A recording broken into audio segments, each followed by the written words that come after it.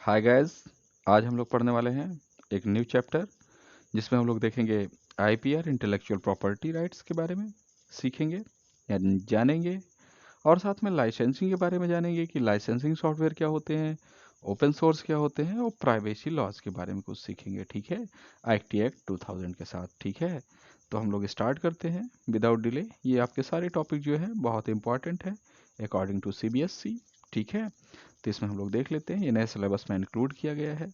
ठीक है, intellectual property क्या होती है? इंटेलेक्चुअल प्रॉपर्टी का मतलब होता है कि कोई पर्सन हो या कोई ग्रुप ऑफ पर्सन्स हो, ठीक है, वो जो कौन इंटेलेक्ट करते हैं, यानी जो कुछ आप क्रिएट करते हैं, बौद्धिक संपदा अधिकार इसको कहा जाता है, इंटेलेक्चुअल प्रॉपर्टी राइट्स को। तो जब आप कोई अपनी बुद्धि के जरिए, ठीक है, अपने आविष्कार को जब आप या रचना को क्या करते हो, इन्वेंट करते हो या जन्म देते हो, ठीक है, तो उसके जो सारे राइट्स संरक्षित करने की जो टेक्निक है, ठीक है, यानी सारे अधिकार, ठीक है, सारे अधिकार संरक्षित करने की जो राइट्स संरक्षित करने की जो टेक्निक्स है, उसी को हम क्या कहते हैं?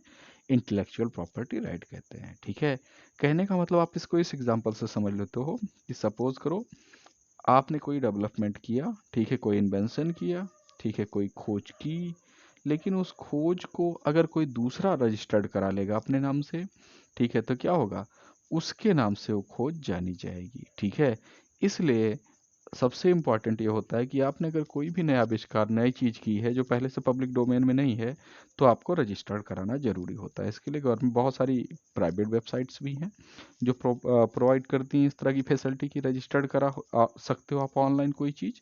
और दूसरा तरीका ये होता है कि आप इंटेलेक्चुअल प्रॉपर्टी यानी ip.india.gov.in पे जाके भी क्या कर सकते हो? रजिस्टर्ड करा सकते हो। ठीक है, तो ये सारी फैसिलिटीज़ हैं इसमें। आगे देख लेते हैं, जैसे आपने कुछ क्या किया भाई, किस सेक्टर की बात कर रहे हैं, देख लेते हैं हम लोग। जैसे क्या है, इन्वेंशन किससे रिलेटेड है? जैसे प्रोडक्ट हो गया, कोई डिज़ाइन हो गई, लिटरेसी, म्यूजिक, ट्रेडमार्क, सिंबल, लोगो, एटसेट्रा एटसेट्रा, यानी किसी भी सेक्टर से रिलेटेड हो सकता है। ओके, हर सेक्टर पे आपको, कोई भी सेक्टर हो उसमें आपको क्या करना है? अपने को रजिस्टर्ड करा लेना है। अगर आप रजिस्टर्ड नहीं कराओगे तो बहुत सारी ऐसे एग्जांपल्स हैं जिसमें अनरजिस्टर्ड होने की वजह से, ठीक है, आविष्कार किसी दूसरे ने किया लेकिन नाम किसी दूसरे का चल रहा है। ठीक है, जैसे एक इसका एग्जांपल आप क्या देख सकते हो कि हम लोगों ने एरोप्लेन का आविष्कार किसके नाम से सुना है? राइट बंधु के नाम से सुना है। ठीक है, यानी राइट्स ब्रदर जो है, जबकि इसका सबसे पहले आविष्कार कब किया था? ठीक है, 1895 में इंडिया में ही भी इसका आविष्कार हुआ था, शिवकर बापूजी तलपड़े ने। ठीक है, जिन्होंने क्या किया था? ठीक है, जिन्होंने क्या किया था? जिन्होंने 200 ग्राम का जो उनका विमान था, ठीक है, उसको 1500 फीट ऊंचाई तक इन्होंने उड़ाया था, जो कि रजिस्टर्ड बात है। ठीक है, तो आगे बढ़ते हैं। इसके बाद इसमें क्या होता है कि क्या क्या चीज़ें आपको प्रोटेक्ट करता है, क्या क्या एक्सप्लोइट करता है, ठीक है, क्या क्या कमर्शियल चीज़ें आपको प्रोवाइड करता है। ठीक है, ये इसको देखने और समझने की बात है। ठीक है, तो हम लोग स्टार्ट कर लेते हैं। ठीक है, कि इंटेलेक्चुअल प्रॉपर्टी में आपको क्या क्या फैसिलिटी मिलती है, ठीक है, क्या सुविधा और क्या लाभ है इसका। ठीक है, तो मेरे पास एक और डेटा डिटेल्स है। ठीक है, इसमें क्या हो गया कि आपका जो पोजीशन है, ठीक है, आपके नाम से स्पेशली क्या होगा? रजिस्टर्ड हो जाएगा। और इसके दो तरीके होते हैं, ये दो तरीके से रजिस्टर्ड होता है इंटेलेक्चुअल प्रॉपर्टी। कितने कैटेगरी में डिवाइड है? दो कैटेगरी में डिवाइड है। कौन कौन सा? पहला है इंडस्ट्रियल वाला और दूसरा कॉपीराइट। तो इंडस्ट्रियल में क्या आ जाता है आपका? जैसे पेटेंट, ट्रेडमार्क हो जाता है, डिज़ाइन हो जाती है, कमर्शियल नेम हो जाता है, ठीक है, डिजिग्नेशन या जियोग्राफिकल लोकेशंस या इंडिकेशंस हो जाते हैं, ठीक है, ब्रांड वगैरह के। और कॉपीराइट में क्या होता है? जैसे नॉवेल्स है, पोएम्स हैं, ठीक है, प्लेज है, फिल्म है, म्यूजिकल वर्क, आर्टिस्ट, ये सब क्या होते हैं? कॉपीराइट में आ जाते हैं। किस में आ जाते हैं? कॉपीराइट सेक्शन में आ जाते हैं। ठीक है, तो ये मेन इसकी दो कैटेगरी रखी गई है। ठीक है, दो कैटेगरी रखी गई है। ठीक है, अब इससे आपको क्या करना है? शुड एन आईपी प्रोटेक्टर आपको बहुत सारी चीज़ों से प्रोटेक्टेड करता है। जैसे आपका जो ओनर है, आपके ऊपर मान लो कोई दबाव बना रहा है, ठीक है, आपने कोई लैब वगैरह में, मान लो सपोज करो मेडिकल लैब में ही कोई रिसर्च की, ठीक है, कुछ किया लेकिन वो प्रेशर बना रहा है, तो आप रजिस्टर्ड करा लोगे तो फिर आपके नाम से हो जाएगा, फिर सारे राइट्स आपके पास हो जाएंगे, और आप जिसके लिए चाहोगे आप ही अथराइज हो जाओगे। ठीक है, अथराइज कौन है? आप हो गए। ठीक है, अथराइजेशन किसके पास हो गया? आपके पास हो गया। इसी तरह से क्या होता है कि ओनर जो है, ठीक है, आप ही डिसाइड करो भाई, जब आप ओनर बन गए कि सेलिंग कहाँ पे होगी, सर्विसेज कहाँ होंगी, ठीक है, कमर्शियल यूज़ भी कर सकते हो अपनी चीज़ का, इस्टेब्लिश और गुडविल बना सकते हो, ब्रांड वैल्यू मार्केट में बना सकते हो। ब्रांड वैल्यू कैसे, आपने रजिस्टर्ड कर लिया भाई तो कोई उसकी कॉपी तो चला नहीं सकता, अगर कॉपी चलाएगा तो आप शिकायत कर दोगे और वो बंद हो जाएगा। ठीक है, वो चीज़ें बंद करनी पड़ेगी उसे, और साथ में उसको क्या करना पड़ेगा, हर्जाना भी देना पड़ेगा गवर्नमेंट से। ठीक है, तो ये सारी चीज़ें हैं। अब इसी तरह क्या है कि आप जो है और सारी चीज़ें जैसे आरटी लीगल सर्टिफिकेट भी वैलिड ओनरशिप और किसी को दे सकते हो। ठीक है, जैसे मान लो एक कोई संस्था है, आपने रजिस्टर्ड करा ली अपनी, ठीक है, आपने कोई प्रोडक्ट अपने नाम से रजिस्टर्ड कराया था, और आप क्या कर सकते हो, उसको क्या कर सकते हो, अपने प्रोडक्ट का जो है सेल वगैरह की परमिशन भी प्रोवाइड कर सकते हो। तो ये सारी फैसिलिटी आपकी हो जाती हैं। अब काइंड्स में मैंने जैसे दो चीज़ें बताई थी, एक आपका क्या है कमर्शियल वाला था और दूसरा कॉपीराइट था। तो इसी चीज़ में देख लेते हैं, पेटेंट, ट्रेडमार्क है, डिज़ाइन है, जियोग्राफिकल है और कॉपीराइट एक्ट है। ठीक है, तो ये आपकी कैटेगरीज हो चुकी हैं। ठीक है, इसके बाद कुछ इंटेलेक्चुअल प्रॉपर्टी के एक्ट्स बनाए गए हैं। ठीक है, अलग अलग चीज़ों के लिए। जैसे एक्ट के बारे में थोड़ा हम लोग देख लेते हैं, जैसे पेटेंट है, डिज़ाइन है, ट्रेडमार्क है, जियोग्राफिकल है, कॉपीराइट एक्ट है। ठीक है, तो ये अलग अलग टाइम पे आया। ठीक है, जैसे जैसे हमको पता चला कि इसकी इम्पोर्टेंस बढ़ती जा रही है, उसी तरह से इम्पोर्टेंस हमने क्या की, बढ़ाते चले गए। जैसे ये देखिए 2000 में आया कौन सा, आईसी। आईसी मतलब ये जो इतने डिज़ाइन बन रही हैं आपकी, कौन सी डिज़ाइन, जो कंप्यूटर या मोबाइल से रिलेटेड डिज़ाइन बनती है, प्लेटफॉर्म बनते हैं, नए नए मॉडल बनते हैं, उसके लिए भी क्या है, आईपीआर है, यानी इंटेलेक्चुअल प्रॉपर्टी एक्ट है। यानी इसके बाद क्या हो गया आपका, ये देखिए फार्मर्स वगैरह के लिए भी राइट मिल गई। ठीक है, प्लांट और फार्मर्स के लिए, भाई नए नए किस्म के आप पौधों वगैरह की और फलों की या अनाज की आप खोज कर रहे हो तो क्या हो जाएगा, ठीक है, आप उसको रजिस्टर्ड करा रहे हो।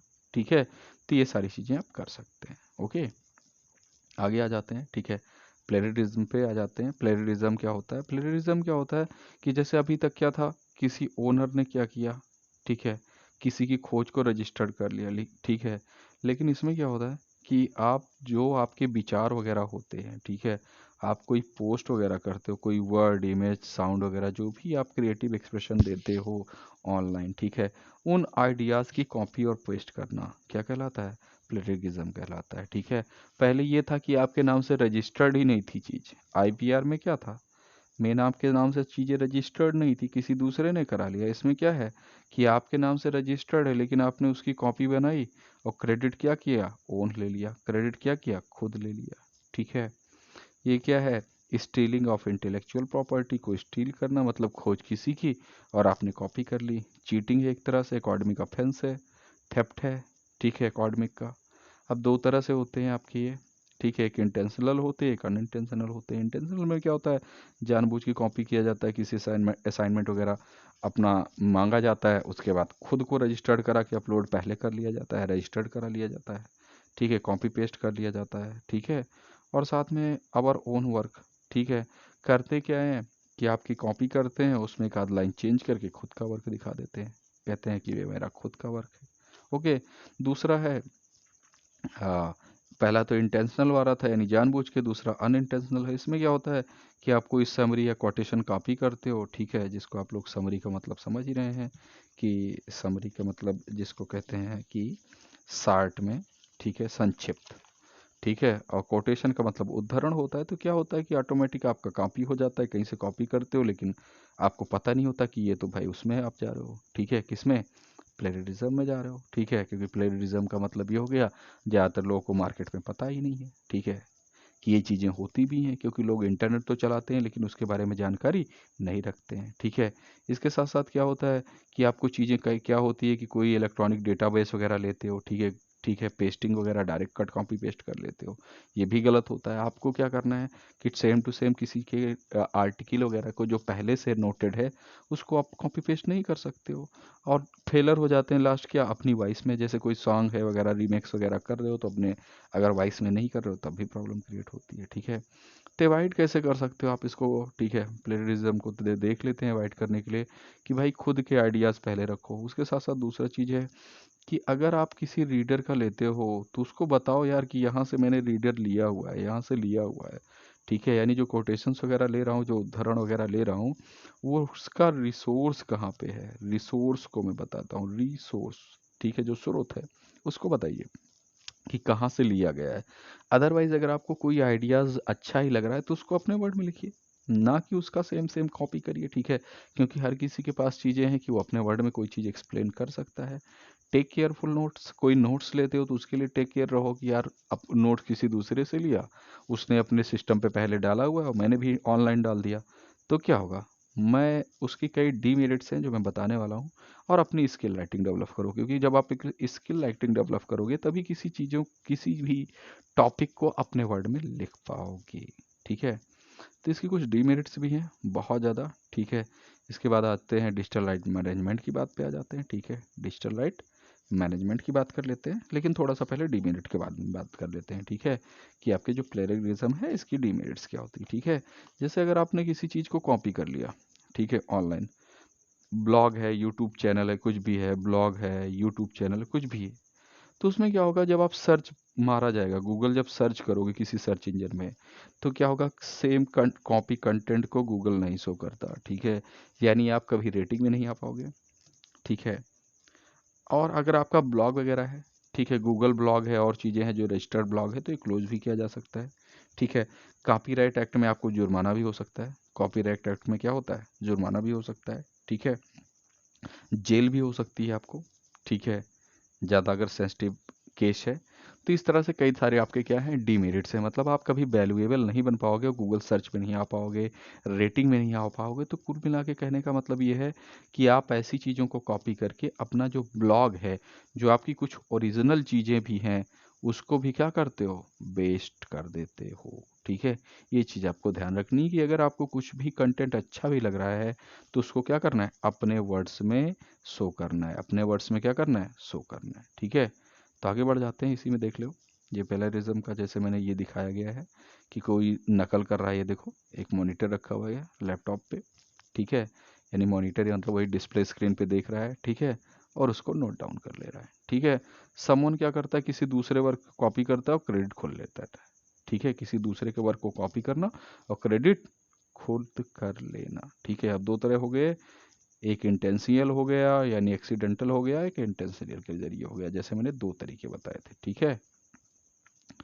तो इसी चीज़ को आगे बढ़ते हम देखते हैं, ठीक है, कैसे अवॉइड कर सकते हो, वो चीज़ मैं पहले ही बता चुका हूँ तभी आपको अभी कि कैसे क्या क्या आपको अवॉइड करना है, ठीक है। इसके बाद होता है डीआरएम। डीआरएम का मतलब होता है digital right management. Digital right management हम लोग थोड़ा सा देख लेते हैं इसमें। डिजिटल राइट मैनेजमेंट का मतलब ये हो गया, ऐसा तरीका जिसके जरिए आप डेटा को क्या कर सकते हो, प्रोटेक्ट कर सकते हो। अपना जो डेटा है, ब्लॉग है, उसको कैसे आप प्रोटेक्ट करेंगे, इसी चीज़ को हम किस नाम से जानते हैं, डिजिटल राइट मैनेजमेंट के नाम से जानते हैं, कि उस पर कोई दूसरा जो है कॉपी वगैरह ना कर पाए, ठीक है। तो कैसे इसको आप प्रिवेंट करोगे, कैसे सेव रखोगे, इसके लिए हम लोग देख लेते हैं, ठीक है। पहले देख लो, थोड़ा ग्राफ है इसमें, तो इसलिए हमने कहा कि पहले इसमें ग्राफ वाला देख लेते हैं, ठीक है। अब इसमें क्या होगा कि जैसे इसमें दो चीज़ें बनी हुई हैं कि एक डीआरएम के जरिए है, एक विदाउट डीआरएम के जरिए है। तो इसमें इमेज पे आपको देखो एक लॉक का साइन लगा है, यानी जिसको ताला कहते हो आप। ये मैसेजेस हैं, ठीक है, फाइल्स हैं, इमेज है, टेक्स्ट है, तो ये सारी चीज़ें लॉक करके रख दी गई है, ठीक है। इसके पहले क्या करते थे आप, अपना सिस्टम यानी सर्वर लॉक करके रखते थे, तो लोग क्या करते थे, इसको कॉपी कर लेते थे और कॉपी करके अपने अकॉर्डिंग पेस्ट कर लेते थे। तो नए तरीके में क्या कर सकते हो आप, रिस्ट्रिक्शंस लगा सकते हो, ठीक है। रिस्ट्रिक्शन जब लगा दोगे तो कोई एक दूसरे से डेटा मूविंग, सेविंग, कॉपिंग नहीं कर पाएगा, ठीक है। कोई भी डायरेक्टली क्या करेगा, कॉपी नहीं कर पाएगा, ठीक है, डायरेक्ट अटैच्ड नहीं कर पाएगा। अब इसके दो तरीके हैं, ठीक है, कौन कौन से तरीके हैं देख लेते हैं।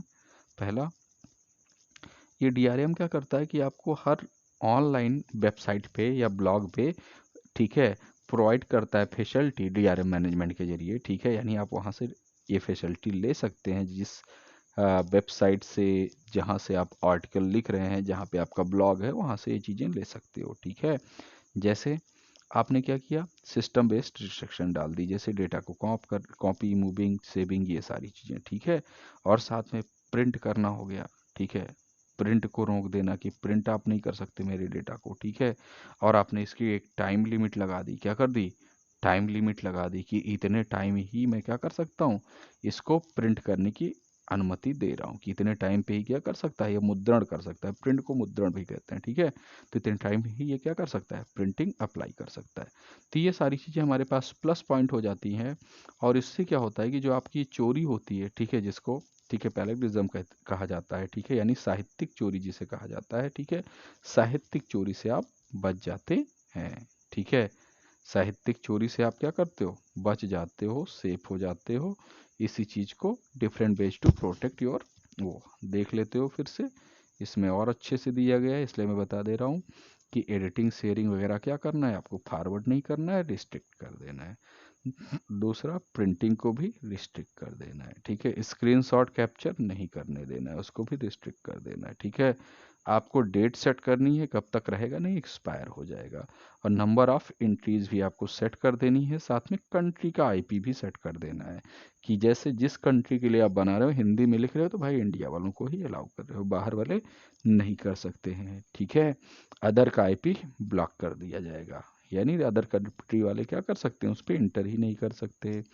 साथ में इस्टेब्लिश ओनरशिप, ठीक है, वाटरमार्क, आप लोग वाटरमार्क, जैसे मैंने ये अभी ये इमेज में दिखा रहा हूँ, इसमें अगर पीछे वाटरमार्क लिखा होता मेरे नाम से, ठीक है, विवेक लिखा होता पीछे हर पेज में, तो कोई इसको कॉपी करके या रिकॉर्ड करके आसानी के साथ रीयूज नहीं कर सकता था। अभी क्या कर सकता है कि ये वीडियो डाउनलोड कर सकता है, और वीडियो डाउनलोड करके अपनी वॉइस में क्या कर सकता है, उसको फिर से पोस्ट कर देता है, ठीक है, ये चीज़ें हो सकती हैं। लेकिन मैंने इसके लिए क्या किया है, नीचे वाटरमार्क लगा रखा है, ओके।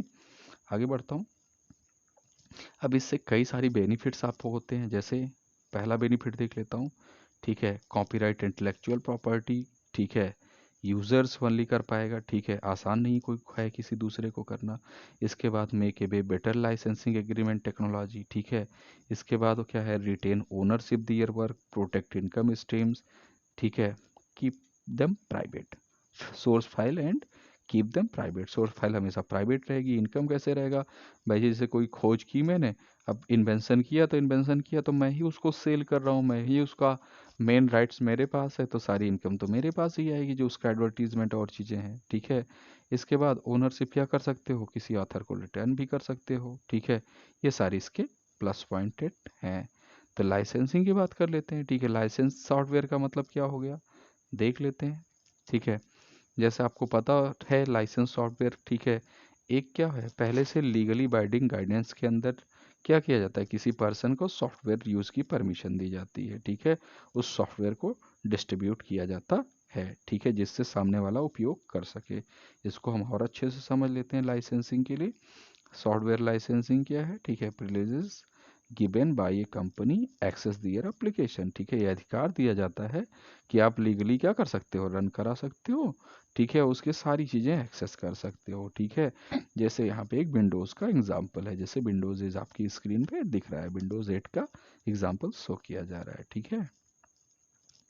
तो अब आगे बढ़ते हैं हम लोग, ये देख सकते हैं हम लोग, किस ये दिखा रहा है कि कॉपीराइट एक्ट किसके पास है, माइक्रोसॉफ्ट के पास है, और यहाँ से एक्टिवेशन की, जिसको लाइसेंस की जाता है, परचेज करने पे यही सीरियल की हमें प्रोवाइड की जाती है। अगला देख लेते हैं, माइक्रोसॉफ्ट सॉफ्टवेयर का कुछ लाइसेंस एग्रीमेंट है, जिसको आप चाहिए तो पढ़ भी सकते हैं, ठीक है, कि क्या क्या फैसिलिटी ये दे रहा है आपको, ठीक है।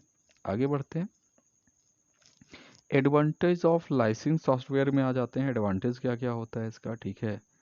अब इसमें क्या होता है, एडवांटेज भी कुछ हैं आपके, ठीक है, जैसे पहली चीज़ तो पायरेटेड नहीं किया जा सकता, ठीक है, सपोर्ट जो होगा वो पायरेटेड सॉफ्टवेयर को नहीं दिया जाएगा, ठीक है। आप लोग क्या कर सकते हो, बिजनेस जो पीपुल हैं, बिजनेस वाले, ठीक है, इस पे क्या होता है कि पहले से लिखी टेक्नोलॉजी है जो कि आपको सपोर्ट वगैरह प्रोवाइड कराती है, ठीक है, आपको हेल्प करती है, ठीक है, इकोनॉमी जनरेट करने में। तो ये दो इसके मेन फायदे होते हैं, ठीक है। आगे बढ़ता हूँ, अब लाइसेंस सॉफ्टवेयर के कुछ रूल्स होते हैं, एक रूल्स देख लेता हूँ सामान्य सा। इसमें दोनों रूल्स दिए गए हैं, तो सॉफ्टवेयर लाइसेंस वाले हैं, इसको लीगली डिस्ट्रीब्यूट किया जाता है, ठीक है। इधर आ जाते हैं लेफ्ट में पहले, ठीक है। इसमें लाइसेंस में क्या होता है, ग्रांट किया जाता है, ओनरशिप को दिया जाता है, ठीक है।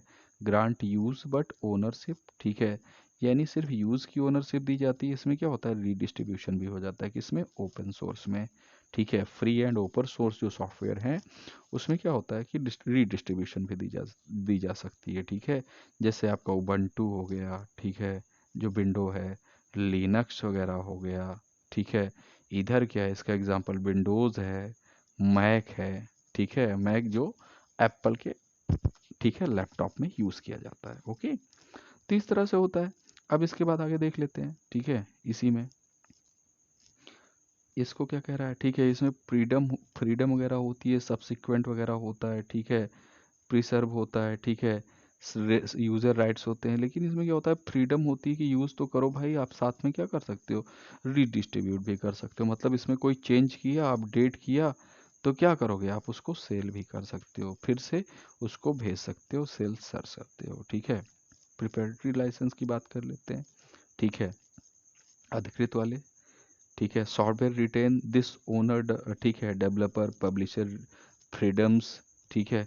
कहने का मतलब है इसको, जो आपका, ठीक है, इस तरह के जो सॉफ्टवेयर होते हैं, ठीक है, जो इसको लाइसेंसिंग कहते हैं, इनका सारा रिटेन वगैरह का अधिकार जो होता है वो डेवलपर और ओनर के पास होता है, ठीक है।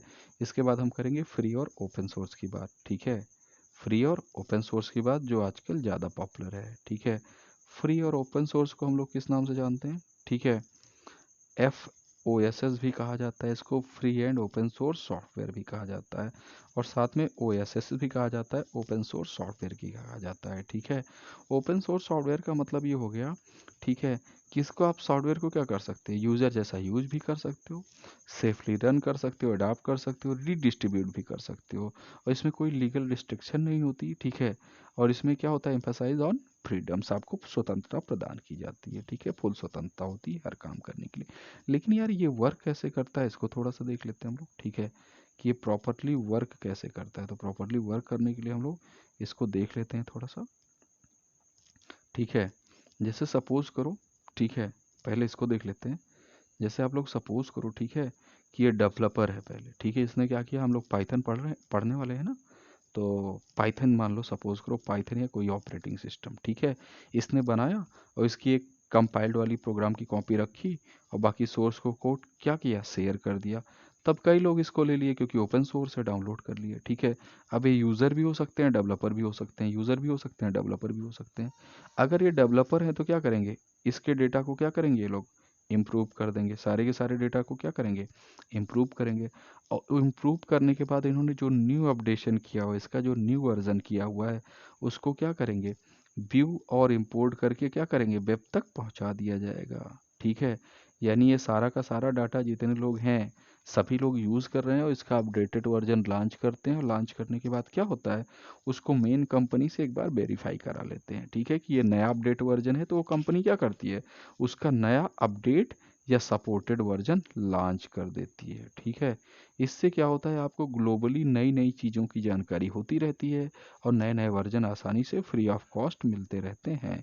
ये देखो, इसी चीज़ को आगे समझाया हुआ है। ये वॉलंटियर्स हैं, ठीक है, जैसे आपने समझ गए होंगे, ठीक है, स्वयं सेवक या स्वयं कार्यकर्ता, ठीक है, जो स्वचालित कुछ बना रहे हैं, डेवलप कर रहे हैं। और जब इन्होंने सारा प्रोजेक्ट बनाया तो इससे लिंकिंग करा दी, लिंकिंग कराने के बाद जो प्रोजेक्ट हेड था, ठीक है, यानी जिसका मेन सॉफ्टवेयर स्टार्टिंग में था, उसने टेस्टिंग की, और टेस्टिंग करने के बाद जब ये क्या हुआ, फाइनल हो गया। तो फाइनल होने के बाद क्या किया गया, इसको रन करा दिया गया, ठीक है। तो इसके प्लस पॉइंट हैं सबसे अधिक, ठीक है, जो ओपन सोर्स के होते हैं। मैं ओपन सोर्स की बात कर लेता हूँ। ये इसको दो कैटेगरी में रखा गया है, ठीक है, परमिशिव है और कॉपी लेफ्ट है, ठीक है, परमिशिव और कॉपी लेफ्ट, ठीक है। अब इसको समझ लेना है हमें, ठीक है, कि लाइसेंस प्रोवाइड, ठीक है, रॉयल्टी फ्री लाइसेंस, ठीक है। इसके बाद virtually do anything with the source code. देखो, कहने का मतलब ये है कि दो तरह के इसमें मेन लाइसेंस दिए जाते हैं, ठीक है, परमिशिव है और कॉपी लेफ्ट है। कॉपी लेफ्ट पहले हम लोग समझ लेते हैं, कॉपी लेफ्ट क्या होता है, ठीक है। कॉपी लेफ्ट मतलब जीपीएल, यानी general public license. General public license क्या होता है, पूरी तरह से फ्री होता है, फुली फ्री, यानी इसमें किसी चीज़ का कोई चार्ज नहीं लिया जाता, ठीक है। बाकी सब में क्या किया जाता है, रॉयल्टी ली जाती है। क्या ली जाती है, रॉयल्टी, कुछ मतलब चार्ज लिया जाता है। लेकिन जो जर्नल पब्लिक लाइसेंस है, जिसको कॉपी लेफ्ट कहा जाता है, ठीक है, कॉपी लेफ्ट लाइसेंस, ये ऐसे लाइसेंस है कि बस आपको क्या करना है, डायरेक्ट जाना है, और इनके no limit of copy the code है, कोई भी इसको ओनर यानी सर्वर पे कॉपी कर लेता है, ठीक है। और लोकल वर्क स्टेशन से कॉपी या डाउनलोड करके लोकेट करके कहीं भी कितनी भी बार यूज़ कर सकता है, ठीक है। डिस्ट्रीब्यूशन की बात है, तो डिस्ट्रीब्यूशन के लिए भी आप इसमें फ्री हैं, किसी को भी हार्ड ड्राइव वगैरह पे, ठीक है, आप क्या कर सकते हो, डिस्ट्रीब्यूट कर सकते हो, ठीक है, या डाउनलोड लिंक प्रोवाइड कर सकते हो, पेपर या कोड प्रिंट करके दे सकते हो, ठीक है। इसकी चार्ज और फ्री की बात कर लेते हैं, ठीक है। इसमें क्या कर रहा है, you can charge someone for the software but remember the given them A copy GNU, ठीक है, GPL which would tell them that they could get the software free from, ठीक है, elsewhere। ओके, कहने का मतलब ये है कि इसमें पूरी तरह फ्री होता है। अगर आप किसी को कॉपी दे रहे हो तो आप कुछ चार्ज ले सकते हो, अगर उसमें कुछ मॉडिफाई आपने किया है और चीज़ें की है, चार्जिंग ले सकते हो कुछ चार्ज, बाकी ये पूरी तरह से फ्री होता है। ओके, आगे देख लेते हैं। ये ग्राफ मैंने दिखाया कि GPL क्या है, ये कॉपी लेफ्ट है, क्या है, कॉपी लेफ्ट है, और इसके बाद कॉमन्स, क्रिएटिव और अपाचे जो होते हैं, ये जो सब वेब होस्टिंग के सॉफ्टवेयर हैं, क्या हैं, वेब होस्टिंग के सॉफ्टवेयर हैं, जो कि फुली क्या हैं, फुली फ्री तो नहीं है। ये सब क्या करते हैं तो फ्री, लेकिन क्या करते हैं, ये सब सारे के सारे रॉयल्टी, ठीक है, क्या करते हैं, रॉयल्टी लेते हैं, क्या लेते हैं, रॉयल्टी लेते हैं, ठीक है। अभी हम देखेंगे कैसे, ये जैसे बताया गया है, ठीक है, इसमें कि the permit using copy, modify, publishing, distributing, selling, distribution can be license violation, ठीक है, जैसे अपाचे W3C, ठीक है, कॉपीलेट सर्विसेज सोर्स है be provided although distribution and modification source code permitted। Okay, example included GPL, creative commons, ठीक है, journal public licence, तो ये सारी चीज़ें इससे रिलेटेड हैं। आगे बढ़ता हूँ मैं, तो इसके बाद आ जाते हैं क्रिएटिव कॉमन्स पे। तो क्रिएटिव कॉमन्स लाइसेंस क्या होता है, ठीक है, इसके बेसिक क्या है, ठीक है, बेसिक पार्ट में, ठीक है, बेसिक पार्ट में, ठीक है, क्रिएटिव कॉमन्स का मतलब ये होता है, ठीक है, एक ऐसा ऐसा लाइसेंस, ठीक है, जिसमें क्या होता है, author must be acknowledge by creator of the work, यानी आथर को ये पता होता है कि क्रिएटर कौन सा वर्क कर रहा है, ठीक है, और इसमें क्या मॉडिफाई और डिस्ट्रीब्यूट कर रहा है, ठीक है, क्या यूज़ कर रहा है। इसका एग्जांपल ये होता है, जैसे आप लोग क्या करते हो, कुछ प्लगइन वगैरह लेते हो, ठीक है, प्लगइन मतलब समझ रहे हो, जैसे आप लोग क्रोम लिए, क्रोम ब्राउज़र यूज कर रहे हैं, तो क्रोम ब्राउज़र या फायरफॉक्स वगैरह में, जैसे फायरफॉक्स तो ओपन सोर्स है, ठीक है, ये भी आपका क्रोम भी ओपन सोर्स ही है, क्योंकि ये एंड्रॉयड के साथ आता है, एंड्रॉयड भी क्या है आपका ओपन सोर्स है। तो इसमें अलग अलग प्लगइन अपडेट की जाती हैं, क्या की जाती हैं, प्लगइन, यानी अलग अलग वर्क के लिए कुछ स्पेशल या स्पेशल टूल्स बनाए जाते हैं जो कि प्रॉपर वर्क कर सकें। तो इस तरह के टूल्स को रजिस्टर्ड करने के लिए, और रजिस्टर्ड करने के बाद क्या किया जाता है, ठीक है, इन टूल्स को आप अपने अकॉर्डिंग भी अपडेट वगैरह कर सकते हो या रजिस्टर्ड कर सकते हो, ठीक है, और इसको अपग्रेड कर सकते हो। अलग अलग प्रोग्रामर, अलग अलग वॉलंटियर, अलग अलग एरिया में क्या कर सकते हैं, इसको अपडेटेड कर सकते हैं, और अपडेट करके इसका नया वर्जन भेज सकते हैं, ठीक है। ये सब किसके एग्जाम्पल हैं, ये सब क्रिएटिव कॉमन्स के एग्जाम्पल हैं। ओके, आगे बढ़ता हूँ इसी में, शेयर विथ CC। CC का मतलब ये हो गया आपका यहाँ पे कि the work can be modified and distributed but only under the CC license. मतलब तुम वर्क सारा कुछ मॉडिफाइड सेल कर सकते हो, सब कुछ कर सकते हो, लेकिन इसके अंडर गवर्निंग होके, जबकि क्या था, जर्नल पब्लिक लाइसेंस में क्या था, ऐसी कोई बाउंडेशन नहीं थी, आप अपने अकॉर्डिंग कर सकते थे, ठीक है। इसके बाद होता है नॉन कॉमर्शियल, ठीक है, इसमें क्या होता है, नॉन कॉमर्शियल का मतलब ये हो गया कि work can B modify and distributed but not for the commercial purpose. आप सारा कुछ इसको मॉडिफाई वगैरह कर सकते हो, लेकिन ज़रूरी नहीं कि इस पे आप पैसा ही वसूल सको, ठीक है, इस ज़रूरी नहीं कि आप इसको फुली कमर्शियल पर्पज के जरिए यूज कर सकें, ठीक है। आगे बढ़ते हैं, no derivative works. Okay, you can copy and distribute license work but you can not modify it any be to create work based on the original. कहने का मतलब ये होता है, इसका मेन जो मोटो होता है, ठीक है, कि आप क्या करते हो, डेरिवेटिव वर्क नहीं कर सकते हो, मतलब इसका जो मेन ओरिजिनल थीम है या कॉन्सेप्ट है, उसको आप नहीं बदल सकते, उसको और बेहतर बना सकते हो, अपडेट कर सकते हैं। इसी तरह से एक एग्जांपल होता है अपाचे का।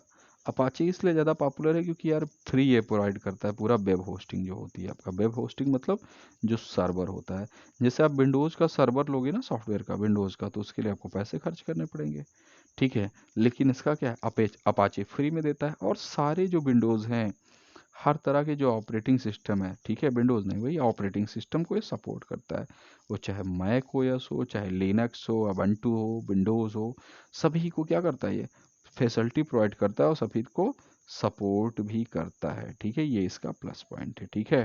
अब ये इतना पॉपुलर क्यों है, अभी अपाचे का 2.0 एक नया वर्जन आया है, ठीक है, तो देख लेते हैं। पहली चीज़ तो इसकी लाइसेंस एक बार ले लिए ग्रांट तो कभी ख़त्म नहीं होती। दूसरा, वर्ल्ड वाइड अथॉरिटी राइट्स है, ठीक है, ऑटोमेटिकली ये कर लेता है कंसीडर अलग अलग कंट्रीज़ के अकॉर्डिंग, ठीक है। इसके बाद है rights for no fee or royalty. तो ये क्या करता है कि कोई चार्ज नहीं लेता, कोई लॉयल्टी भी जो है नहीं लेता है, ठीक है। तो ये किस में आ जाता है, ये आपका वही लाइसेंस फ्री वाले में आ जाता है, ठीक है, यानी लाइसेंस लेफ्ट सॉफ्टवेयर में, ठीक है। इसके बाद क्या होता है, rights are irrevocable. No one can ever tell you that your derivative of the code that was licensed under the license cannot be in use anymore. मतलब कोई ये नहीं कर सकता कि अगर कुछ उसमें तुमने अपडेट किया है या कोई चेंज किया है, कोई नया अपडेट लाए हो, तो ये कोई नहीं कहने आएगा कि आप इसको यूज़ नहीं कर सकते हैं, ठीक है। बस खाली क्या होना चाहिए, वो कोड अथेंटिक होना चाहिए और प्रॉपर फंक्शन में होना चाहिए। कोड क्या होना चाहिए, अथेंटिक होना चाहिए और प्रॉपर फंक्शन में होना चाहिए। इसी तरह हम देख लेते हैं open source and open data की बात कर लेते हैं। ओपन सोर्स आप समझ गए कि जहाँ पे किसी लाइसेंस की आवश्यकता ना हो, मतलब कोई खास चार्ज आपको ना देना पड़े, उसी को हम क्या कहते हैं, ओपन सोर्स कहते हैं, ठीक है। यानी ईयर में आपको कोई अलग से सालाना कोई अलग से चार्ज नहीं देना है, यानी फ्री में यूज़ कर लेना है, ओके। तो ओपन सोर्स सॉफ्टवेयर क्या होता है, प्रोवाइड क्या करता है, फ्रीडम वर्क प्रोवाइड करता है, डिस्ट्रीब्यूट मॉडिफाई सोर्स कोड की फैसिलिटी भी प्रोवाइड करता है, ठीक है। और इसकी क्या होते हैं, ठीक है, प्रीवियस सेक्शन में हम लोग पढ़ चुके हैं, ये बता रहा है जैसे, ठीक है। तब हम लोग ओपन डेटा की बात कर ले हैं कि ओपन डेटा क्या होता है, ठीक है।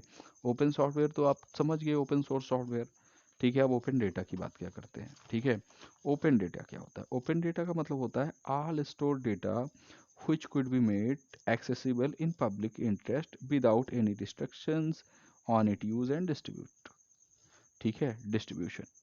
कहने का मतलब ये है कि ऐसा, ठीक है, ओपन डेटा सोर्स, ऐसा डेटा जिसको आप क्या कर सकते हो, खुद बना भी सकते हो, एक्सेस भी कर सकते हो, पब्लिक इंटरेस्ट के अकॉर्डिंग क्या करते हो आप, ठीक है, रिस्ट्रिक्शंस कोई नहीं है, ठीक है, विदाउट रिस्ट्रिक्शंस है, ठीक है, यूज़ भी कर सकते हो, डिस्ट्रीब्यूट भी कर सकते हो, ठीक है। इसी को ओपन डेटा कहते हैं।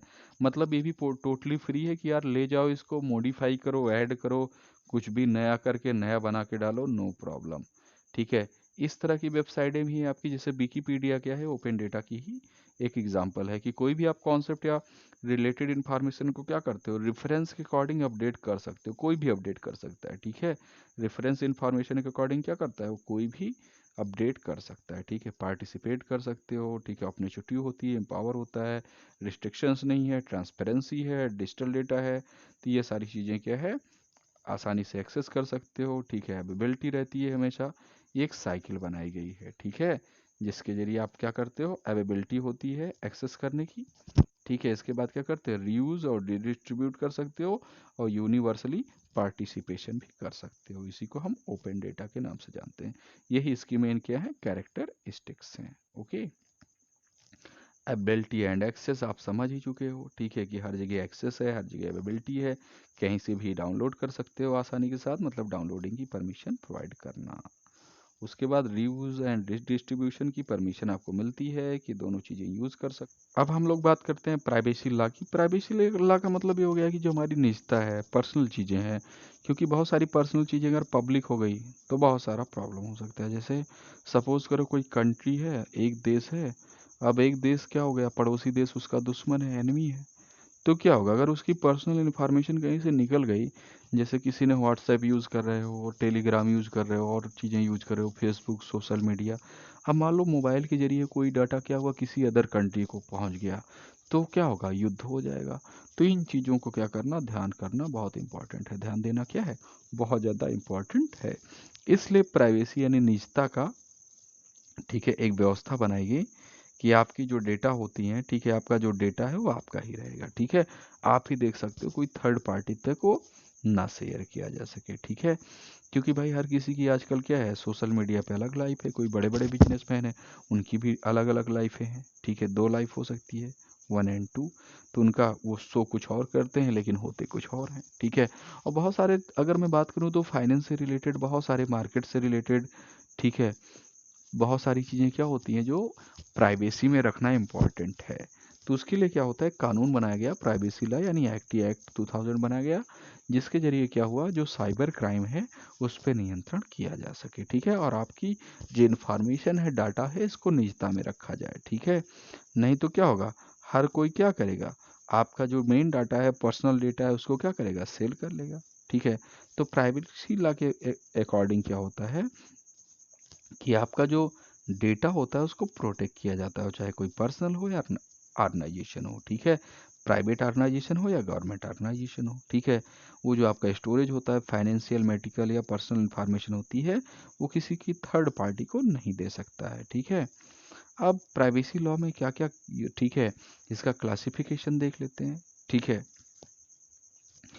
जो जनरल प्राइवेसी लॉ होता है वो अब ओवरऑल क्या करता है, ठीक है, बेयरिंग करता है आपका, ठीक है, किसका, पर्सनल इन्फॉर्मेशन कि इंडिविजुअल्स को किसी और ना प्रोवाइड करिए। दूसरा ये होता है कि रेगुलर क्या करता है, ठीक है, रेगुलेट करता है स्पेसिफिक टाइप ऑफ इंफॉर्मेशन। ठीक है, जो आपकी कम्युनिकेशन, फाइनेंस से रिलेटेड, हेल्थ से रिलेटेड, ये सारी इंफॉर्मेशन है, इसको क्या कर सकते हो, ठीक है, वंस होम, यानी प्राइवेसी क्या होगी, सिर्फ आप तक रहेगी, किसी और के पास तक नहीं पहुंचेगी। फाइनेंस है, हेल्थ है, मेडिकल है, एटसेट्रा एटसेट्रा। अब प्राइवेसी इतना इंपॉर्टेंट क्यों है, ठीक है, टू लिमिट ऑन पावर। ठीक है, इसमें क्या होता है कि कंपनी हु होल्ड डेटा, आपकी पावर जान सकती हैं कंपनियां। ठीक है, कि आपकी रिपुटेशन क्या है, क्या पावर है, कौन कौन से एम्प्लॉई हैं, कितना आप सेल करते हो, कितना बजट है, एटसेट्रा एटसेट्रा। ठीक है, रिस्पेक्ट द फॉर इंडिविजुअल्स। ठीक है, इसके बाद है एप्रोप्रिएट सोशल बाउंड्रीज। ठीक है, अगला है फ्रीडम की बात आ जाती है। ठीक है, इसके बाद पॉलिटिकल एक्टिविटीज़ की बात आ गई, जैसे मैंने बताया कि दो देश आपस में लड़ सकते हैं, बहुत सारी चीज़ें हैं जिससे आप क्या कर सकते हो, प्राइवेसी मैटर करती है। अब हम लोग आई टी एक्ट 2000 के बारे में बात कर लेते हैं। ठीक है, फाइनली तो आई टी एक्ट 2000 की बात स्टार्ट करते हैं।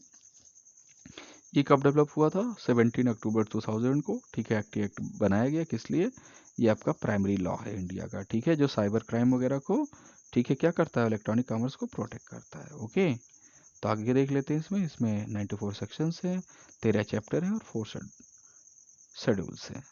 अब आ जाता हूँ मेन उस पर, 67A की बात कर लेते हैं। ये पब्लिशिंग इमेज, ठीक है, कंटेन करता है। ठीक है, सेक्सुअल एक्ट अगर कोई पब्लिश कर रहा है इमेज वगैरह का, तो उसे क्या होगा, 7 ईयर की जेल होगी और 10 लाख जुर्माना हो जाएगा। इसके बाद इसी तरह अगर, ठीक है, चाइल्ड पोर्न पब्लिशिंग कर रहा है तो 5 साल और 7 साल का सजा और 10 लाख जुर्माना है। ठीक है, अलग अलग कंडीशन में।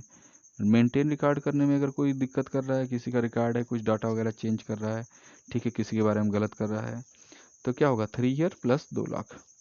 इसके बाद रिफ्यूज़ल, ठीक है, कंप्लीट विद ऑर्डर, इसमें क्या होता है, आपका 7 ईयर के लिए है।